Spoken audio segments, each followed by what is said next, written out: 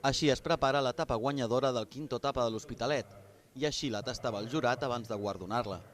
Carxofa confitada, gamba marinada i una salsa feta amb els caps dels animals. Amb aquesta combinació, Bossabé guanyava per segon any consecutiu el premi al quinto etapa, gràcies, en part, a la insistència dels organitzadors. Mi mujer estaba embarazada y que tenía que llegar el niño justo cuando empezaba el quinto etapa. Y como era nuestro primer hijo, estábamos pensando, pues no sé cómo lo vamos a combinar. Y al final nos han dicho, ay, como habéis ganado el año pasado, tenéis que participar.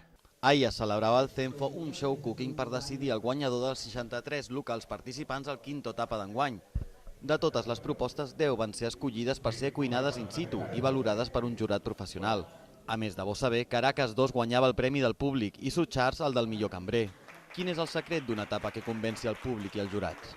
Pues sobre todo mucho cariño y producto, como he dicho antes, de calidad. Utilizamos mucho el producto de proximidad, que es lo que exige esta etapa. Producte de proximitat, tècniques de cocció variades, originalitat en la barreja de sabors i presentació. Les condicions per tenir una bona tapa es van complir de sobres i el jurat va tenir problemes per decidir. La tapa és un plat golós que s'ha convertit en una icona de la ciutat. Què té aquest format que agrada tant?